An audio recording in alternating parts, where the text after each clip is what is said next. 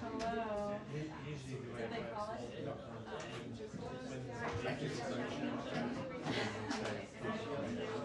Nice. It is cold.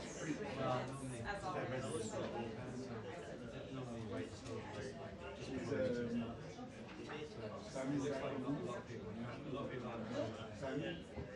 He's back, but he's leaving again.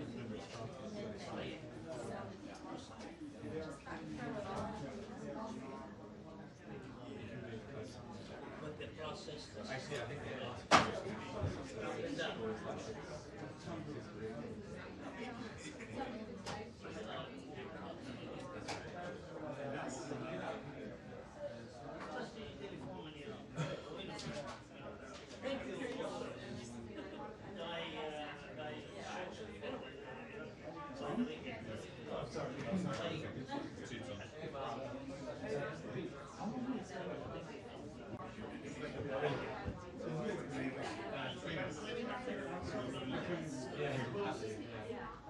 I'm just filling it in. Yeah, it's very good, isn't it? That's the DC. You get 12 minutes. Max.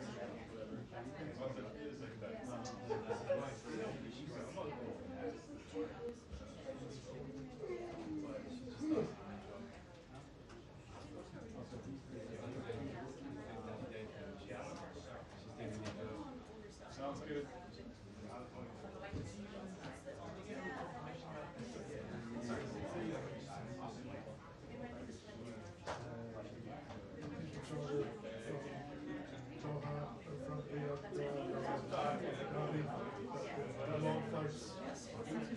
We don't have that country.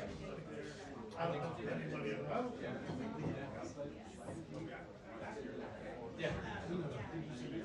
I just got a quick question.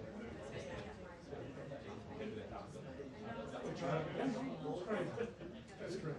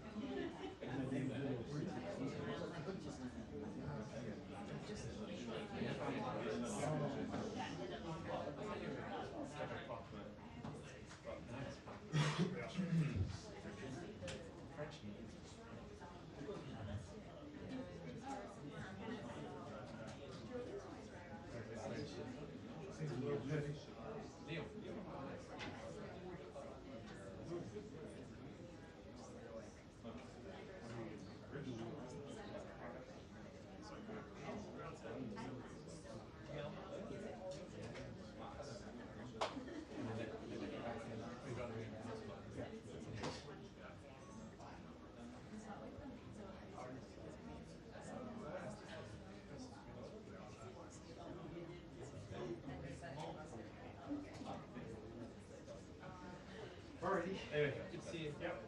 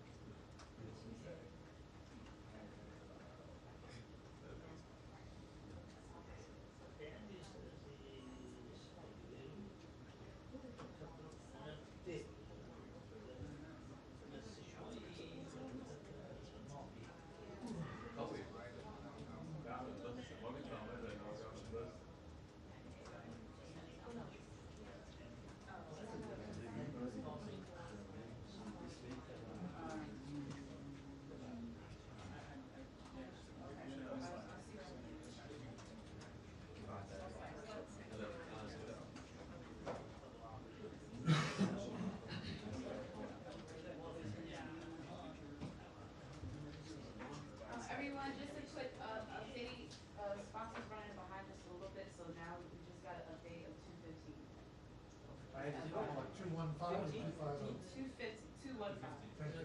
Thank you. Thank you. Relax. No problem.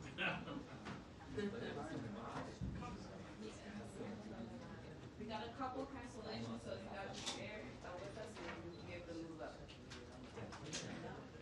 Not yet. We're gonna be allowed more cancellations. That may very well happen, so, I'll be back in.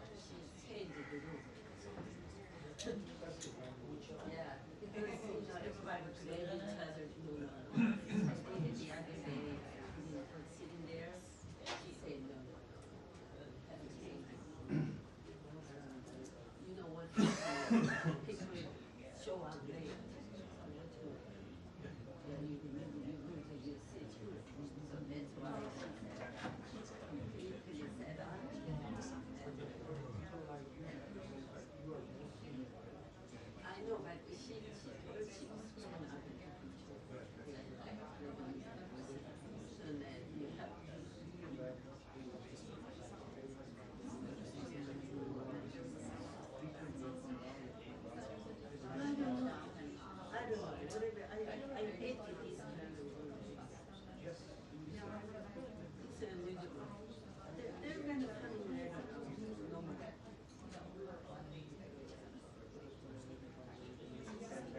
I've been here for 25 years, living in this country. And the White House and Kenny.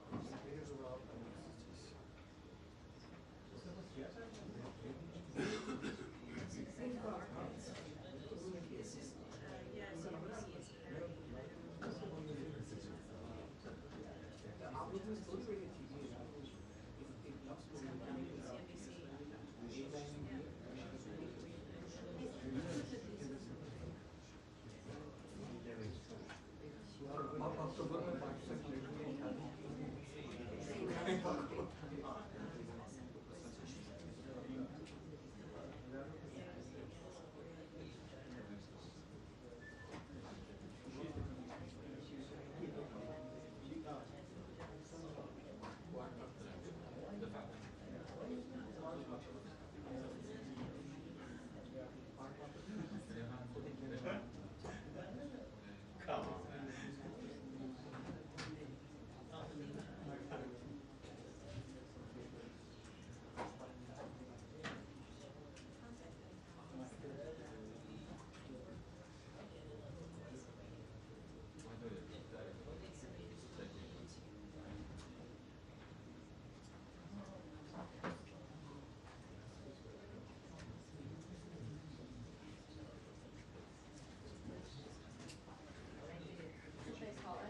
No, no, just, it's 2:14 and it's at 2:15.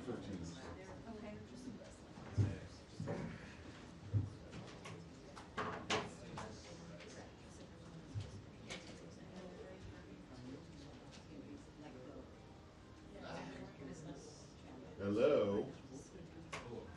Hello, I'm sitting in the briefing room right now.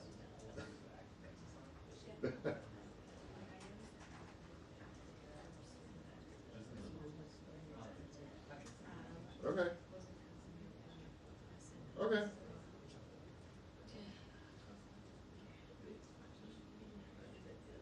Sure. Okay. Yeah.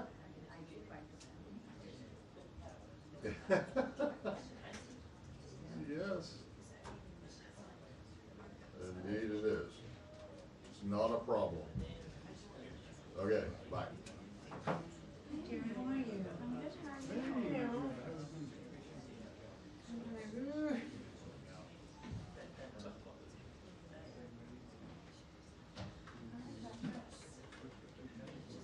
It's not, nothing warm enough. I should have brought my jacket. I think they're just trying to Yeah.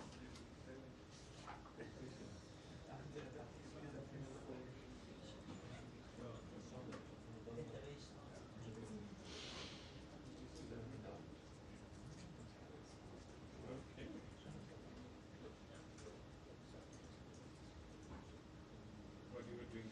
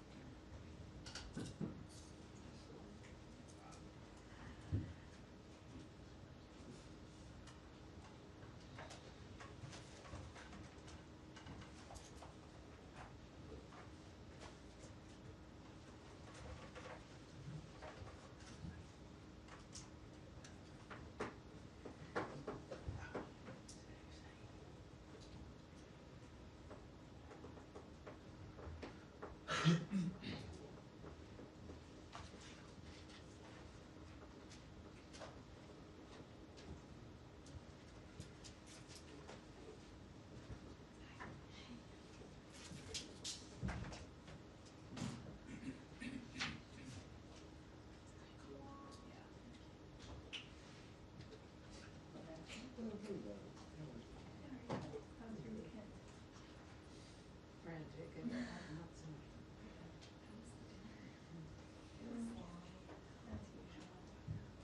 It's always long. It was earnest.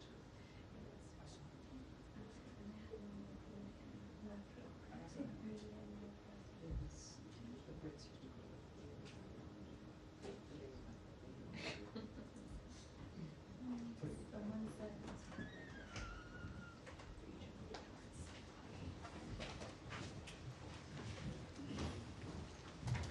Oh, they're just getting up. I thought they were standing for me. They're moving. Thank you, ma'am. it. Oh, just stand. Oh, gosh, no. Did I come in too quickly? Maybe I did, for a change, but not too quickly, technically, obviously. Busy day. Turn these phones off.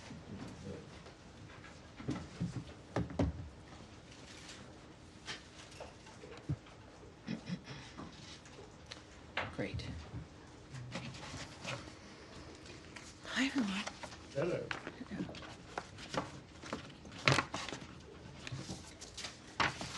All right. Thanks for being here. And for everyone watching at home, thank you very much. And for C-SPAN covering this, always live, which I appreciate. Alrighty, so obviously a little bit of an announcement. Happy 100 days. I know this was on your calendar, wasn't it? It should be. Happy 100 days, everyone. Just hours after President Trump took the oath of office, Secretary of State Marco Rubio was confirmed in a historic bipartisan vote of 99-0. From day one, he got right to work, and I can certainly attest to that. As I said in my first briefing, Secretary Rubio promised to deliver a foreign policy grounded in President Trump's vision, one that would make America stronger, safer, and more prosperous. 100 days later, that promise is being kept. Secretary Rubio has returned the department to the fundamentals of diplomacy, engaging in the persuasion and power of face-to-face meetings around the globe, reminding our partners that being friends with the United States brings benefits that improve the quality of everyone's lives. Here at the State Department, we are rewarding performance based on merit, demanding accountability for every tax dollar spent, and ensuring every policy serves the interests of the American people. To restore integrity and results-driven foreign assistance, the Department and USAID have saved the American taxpayers billions of dollars by ending outdated and misaligned foreign aid programs. Instead, we are prioritizing core U.S. policies. That includes the life-saving response in Uganda, where more than 75 American experts worked hand-in-hand with local officials to officially end Uganda's 2025 Ebola outbreak, a tremendous global health achievement. The Secretary has traveled extensively, and don't I know it, to 15 countries, deepening U.S. diplomatic ties and securing major foreign policy wins, from Panama's decision to withdraw from China's Belt and Road Initiative, to his leadership in bringing Ukraine and Russia to the table to discuss a path towards peace, leading the nations closer to peace than ever before. His efforts to protect our homeland are having a global impact. We've designated 6 violent Mexican cartels, along with TDA and MS-13, as foreign terrorist organizations to block their financial networks and bar their entry into the United States. Our border is more secure than ever, and illegal crossings at our southwest border have dropped by 95% since 2024. This is due to President Trump's leadership and Secretary Rubio's historic action to secure agreements with Guatemala, Panama, and El Salvador to intercept and deport illegal aliens who enter their territories. And to further build regional peace, Secretary Rubio signed a declaration of principles between the Democratic Republic of Congo and Rwanda, launching a pathway to stability in the region. In the Middle East, he is actively working with Israel Arab partners, and the European Union to shape post-war governance in Gaza and lay the groundwork for Arab-led reconstruction efforts aligning with President Trump's long-term vision for peace in the region.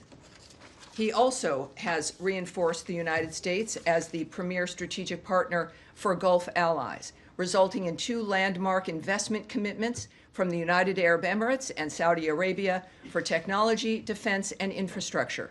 Those deals total $2 trillion in investments. We've also brought Americans home. Through diplomacy, we've helped secure the release of dozens of unjustly detained U.S. citizens, bringing them back to their families where they belong. We've reinstated Cuba as a state sponsor of terrorism, sanctioned Iran's shadow oil fleet and Houthi financiers, as well as designated the Houthis as a foreign terrorist organization. These steps send a clear message. Under this administration, there will be consequences for supporting terrorism. 100 days in, the results are undeniable. This is American diplomacy the American people deserve: decisive, accountable, and unapologetically America first. And I do believe that you may have some questions. Andrea Mitchell, who is now surprised. Andrea? Hi, good afternoon. This is Andrea all- Mitchell. It was all set up. She is, well, she was thinking she had some extra time. But this afternoon, it's morning somewhere. In Los Angeles, it's the morning. In Hawaii, it's very early. What can I do for you? Or should I ask? I will go to Matt Lee first. I'll start. Well, no, I thought you were prepared. Shall we? It's fine. Finally, I'm asking the questions. It's fine with me. All right, here's what we'll do. We will go with Matt, and then I will come back to you. I just have 2 very brief. You set that up as who set this I up. did not. All right, sir. Wait a second. And now I've missed you. Everyone missed you. It was Yes, I'm notably sorry, I different was here in the away. room with you gallivanting around London for some reason. But here we are now. Waiting We're for all the together. Secretary who never showed up. Oh, well. But anyway, so listen, since last week, since I was away last week, and I know this came up last week, but I just want to try and get a fine point, put a fine point on it, which is that tomorrow is the 50th anniversary of the fall of Saigon, and the end of the Vietnam War. There have been reports that the U.S. has instructed or otherwise advised U.S. diplomats in Vietnam not to attend commemoration ceremonies. Is that true? Because the answer that we keep getting is that the U.S. and Vietnam are strong partners, and this, and they invited people, but there's no decision one way or another. So, is it correct that they've been told or advised not to attend? Well, you know, as well as most people here, if not even better, after decades, that I'm not going to discuss conversations that we've had with our diplomats here or overseas. But I will, in the event people are curious about the answer you expect, I will provide you an answer, and everyone else as well. The United States and Vietnam have a robust bilateral relationship, and we are committed to deepening and broadening those ties. We look forward to working with the Vietnamese government and the people of Vietnam to address shared challenges and opportunities. And considering, again, half a century ago, when that ended, we now, of course, have a generation, my generation, that it is amazing to be able to say that, to have this relationship with Vietnam as a good relationship and one that is bilateral and robust. So that is a very good example of what can happen over the time of about 50 years. Okay. Did you have a second question? Well, but just on this, I mean, so Sure. are U.S. diplomats going to be participating in these? You know, I'm not going to answer that question. I'm not going to discuss what has been suggested or not suggested, All right. or communications with our allies and or our diplomats in foreign countries. Yes, sir. Thanks. Thank you. I have 2 questions. The first, there's reporting today that 4,000 visas for students with criminal records were revoked in the first 100 days of the administration. That's a number that's higher than we've seen before. So I wanted to see if I could get more fidelity on that, and then I had a different topic. Well, I know that consular affairs and the State Department do not discuss the details of visas. We do not provide statistics. We do not discuss numbers. And so I would just remind people that certainly I wouldn't comment on a number that has been printed somewhere. What I can tell you is that it's something that we don't provide. And then separately, there's reporting that Iraq has arrested an ISIS suspect linked to the New Orleans terror attack on New Year's. Is the state have any comment on that or any participation? I spoke with the secretary a little earlier. I did not ask him about that, so let's take that back. And I certainly would hope to speak with him again and can ask him that, and we'll get that back to you certainly. And now, Andrea Mitchell. Yes. I wanted to ask about Ukraine. Okay. Russia has continuously been bombing Ukraine. Kyiv the other day, more bombing overnight.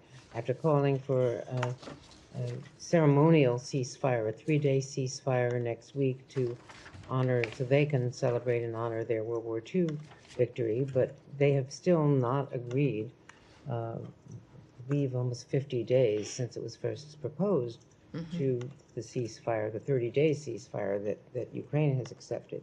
And now, as well, Foreign Minister Lavrov, in an interview, has said that the Russian position includes the demilitarization, he says denazification, which is a false statement, but the demilitarization of Ukraine as part of their agenda, as well as the lifting of sanctions, withdrawing lawsuits, canceling arrest warrants, and the like.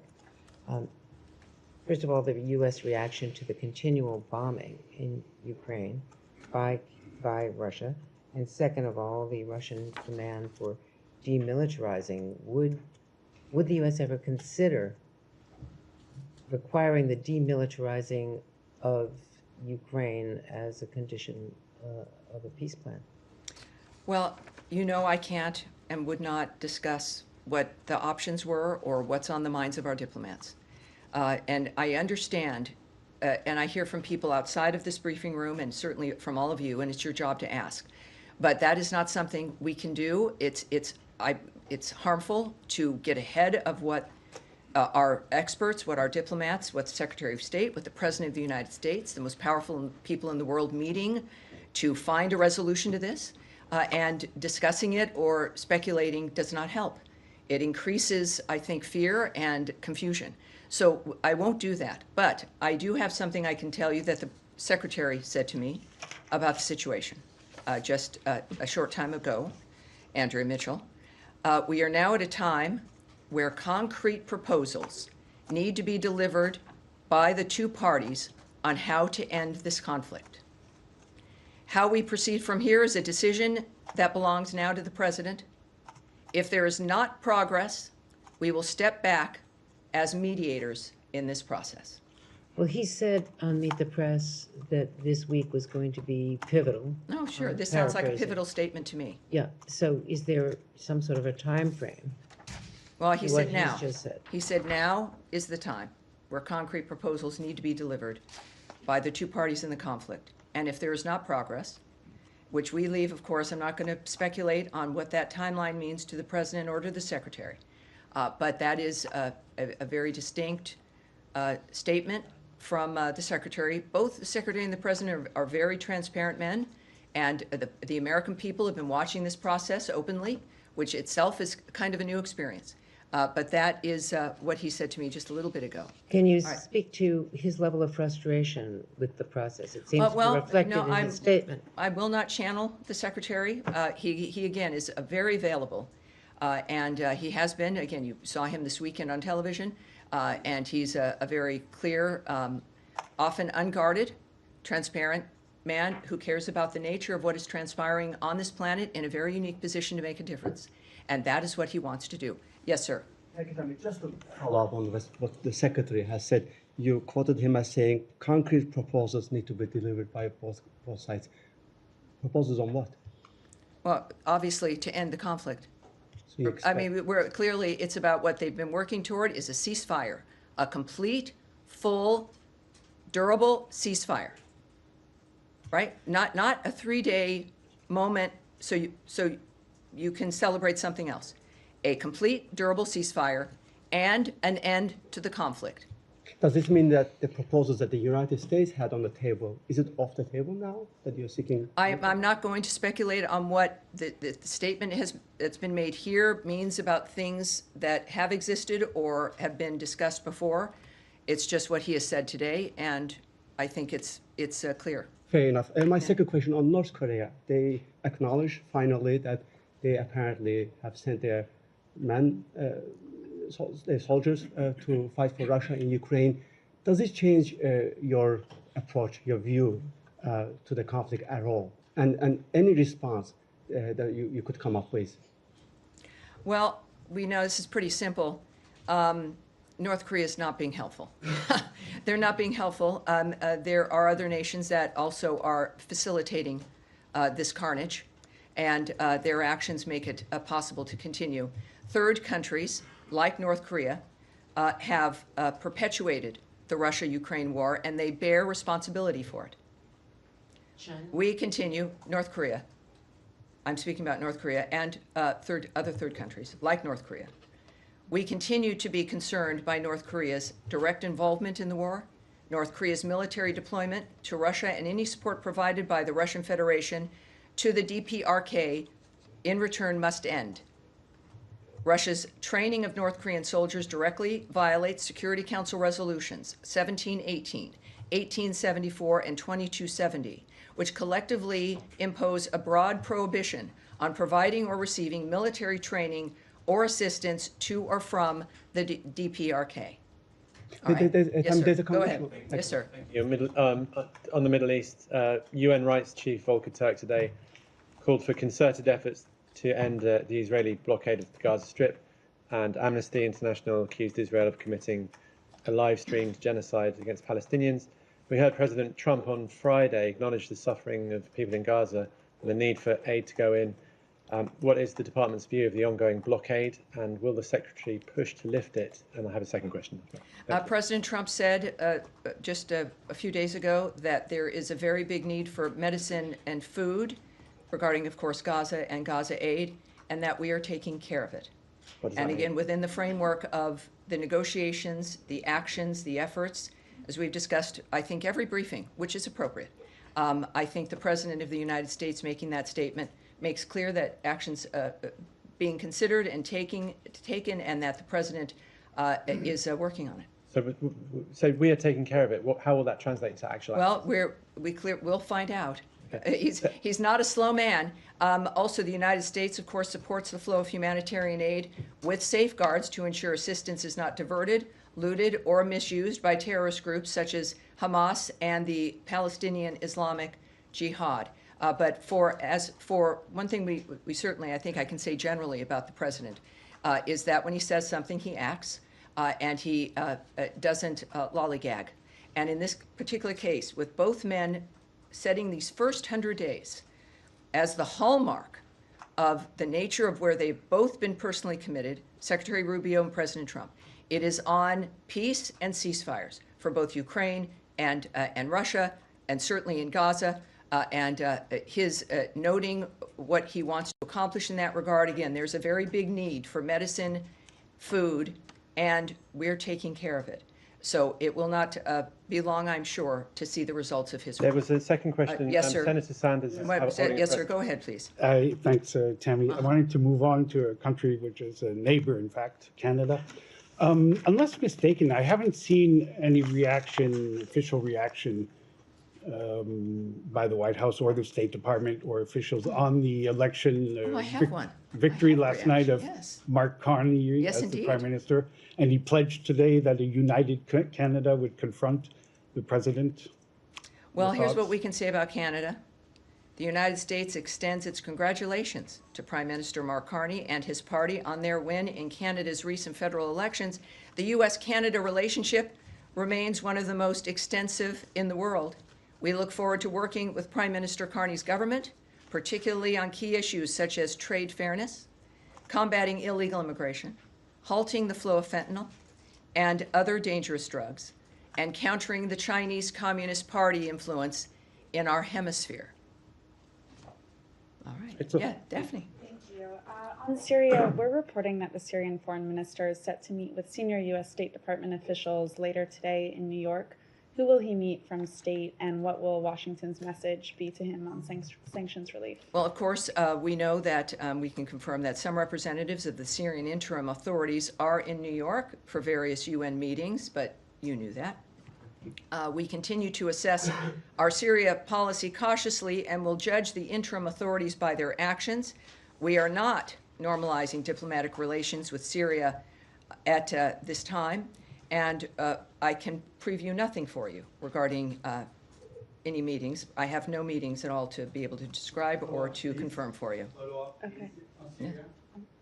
Are you have I a have follow-up? another I'll question follow on up. Cuba, but if there's other questions. All right, go ahead. Cuba. All Okay. right. Cuba today arrested high-profile dissident Jose Daniel Ferrer for violating the terms of his parole just 3 months after releasing him from jail as part of a Vatican-brokered deal with the Biden administration. And Felix Navarro, another high-profile dissident, was also arrested. Mhm. Does the State Department have any reaction to these arrests? Yes, we do. We strongly condemn the brutal treatment and unjust detention of Cuban patriots Jose Daniel Ferrer and his wife and young son, as well as Felix Navarro and other pro-democracy activists. We call for the immediate release of the hundreds of unjustly detained political prisoners and prisoners of conscience that the Cuban regime holds. All right, now who was somebody in the back? We were following up here. Syria? Yes. Yes, please. So go ahead. In the jails in Syria, there are around 9,500 terrorists from ISIS. And I wonder whether the United States is going to ease the sanctions so those terrorists in Syria don't take advantage of the situation there. Also, there was yesterday civil unrest near Damascus. I wonder whether you have any comment on that. Thank you. I cannot comment on the nature of what's happening inside of Syria or the nature of the reaction of our government or of the State Department. I'm sorry about that. Yes, sir. Spain and Portugal suffered yesterday a massive blackout. Has the United States provided any support to them, and does it have any information of what were the causes? Well, yeah, we're all curious about that. It was kind of terrifying to see for all of our friends in Spain and Portugal. One thing I can tell you, of interest, of course, also to the State Department, is that there was no impact on the operation of our missions in Spain or Portugal. Electricity was fully restored to our missions as of this morning. And at this point, I could just refer you to the governments of Portugal and Spain for further information about what has happened. I know they're looking into it, obviously, but at this point, I have nothing further. All right. Yes? Following up on your comments from Secretary Rubio on the Ukraine proposals, our understanding is Ukraine and the Europeans have presented a counter proposal to what was put on the table by the United States. Should we take this as a rejection of their counter proposal? I think you should take it as what the Secretary meant, which is that what is happening now is that what we expect from them are concrete proposals But if on how to end presented the one. situation. So that's his statement. I would not expand on it as those are the words he used for me. I think it's very, very distinct that now we are at the time where concrete proposals need to be delivered by the two parties on how to end the conflict. How we proceed from here is now a decision of the president's. If there is not progress, we will step back as mediators of the process.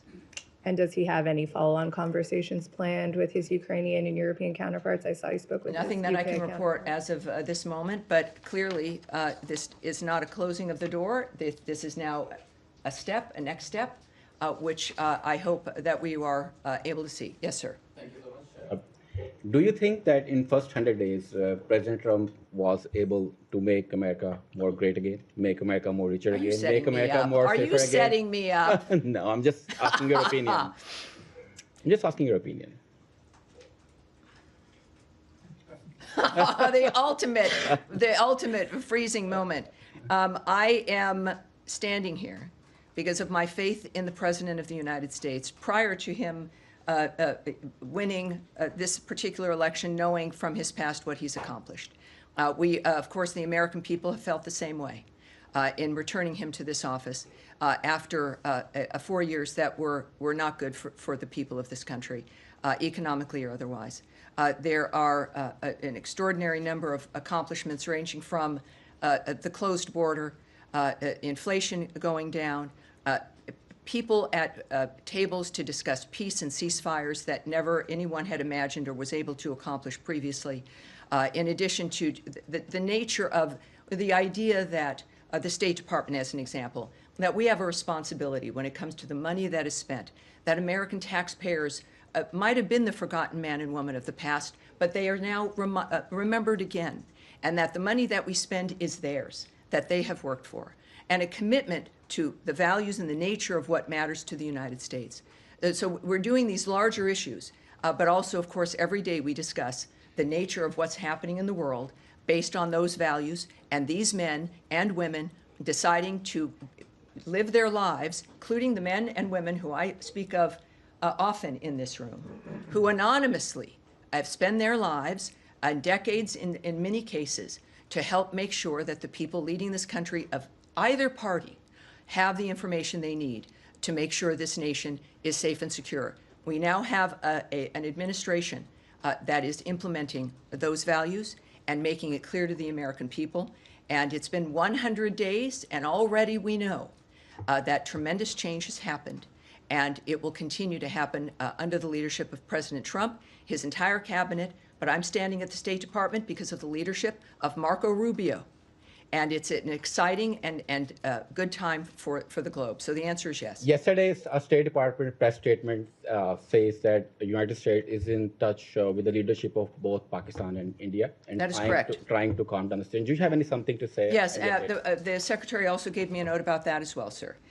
So we are reaching out regarding the Kashmir situation, India and Pakistan, that he said we are reaching out to both parties. And telling, of course, them to not escalate the situation. The Secretary expects to speak with the foreign ministers of Pakistan and India as early as today or tomorrow. He is encouraging other national leaders, other foreign ministers, to also reach out to the countries on this issue. So it is, again, as I've noted, every day action is being taken. In this case, the Secretary speaking directly to his counterparts in India and Pakistan. We expect certainly the impact he's usually had with the individuals he's spoken with, and certainly with President Trump's leadership, India and Pakistan, having those conversations. It's very important for them. And yes, sir, yes, I've been... There were, on Monday, 68 mostly Ethiopian migrants killed in a detention center in Yemen. Are you in a position to confirm now that this was U.S. military, the result of U.S. military action? I'm not prepared to speak about that. What I can tell you is that Houthi attacks continue to hinder international trade routes in the Red Sea region and have cost the global economy billions. That must stop. And we are aware of various reports in the region. And we are referring questions first to the Department of Defense, but also I will have us take this back to see what more we can have for you later this week regarding that issue. Absolutely. And just follow up on Pakistan. All right, Pakistan, certainly. A Pakistani minister made a statement about performing dirty work for the United States while also denying the existence of Lashkar-e-Toiba in Pakistan. What is the State Department's response to that? Well, as I've noted, the only thing I'm really prepared to discuss here is the fact that the Secretary of State is going to be speaking with the foreign ministers of both countries. And will that be raised? What I can tell you, obviously, we're also monitoring the developments across the board in that region. We, as you know, at multiple levels, I have to say, are in touch with the governments of India and Pakistan, not just at the foreign minister level, certainly, but at multiple levels. We, of course, are encouraging all parties to work together for a responsible solution. The world is watching this, but I have no additional details in that regard. Yes, ma'am. Yes, ma'am. Yes. On whether there has been any further collaboration between the United States and Pakistan since Pakistan facilitated the arrest of an ISIS suspect last month. Yeah, I recall that we appreciated that arrest when it occurred, and I said so here at this podium. But at this point, I think what we should all be looking for is the results of the conversations the Secretary has today with the foreign ministers of both of those countries. Is Tammy on Pakistan follow-up, please? Yes, certainly. Go ahead. Congratulations on your 100 days completion. Thank you, sir. So the Secretary, Senor Rubio, already spoke to Pakistan Foreign Minister in these 100 days. But the problem is that the entire U.S. Congress has voted that the election last year were rigged. Recently, your congressional leaders went to Pakistan, which includes a general, a very respectable general. He said that things are not going well, and unelected leaders are ruling Pakistan illegally. So, Well, yes, yeah, this are is, these we the have a people very you sh- specific environment right now, with very specific requirements that the Secretary of State is taking care of and engaging in. And we're gonna leave it at that. And as a matter of fact, I've got an event I need to be going to regarding. Just one on As a matter of fact, Afghanistan. we'll take one Just more one question on perhaps Afghanistan. on this issue. The young man there with the glasses there in the center here. Yes, sir. I mean, moving to Indo-Pacific a little bit. First question on Taiwan. Today marks the first 100 day of Trump administration, but also marks the 100th day that we don't have an AIT chairperson yet. So when can we expect a new AIT chairperson? Second question being that I don't think Secretary Rubio has traveled to Asia. Does he have any plan to travel to Asia in near future and meeting with his Chinese counterpart in the near future? Thank you. Well, I don't have an answer to the first question. We can perhaps take that back and see if we can get something for you. And at this point in time, I don't have anything to report to you about the Secretary's travels. But what I will tell you as to what I am going to here is the Secretary meeting with families of Japanese abductees. He is going to be meeting with a delegation of the Japanese legislative members, family members, and advocates for Japanese citizens abducted by North Korea. We will have a readout for you that will be released following that meeting. And that is what I'm heading to now. Thank you all very much. We have a very, very exciting week, and happy 100 days. Thank you, everybody. Thank you.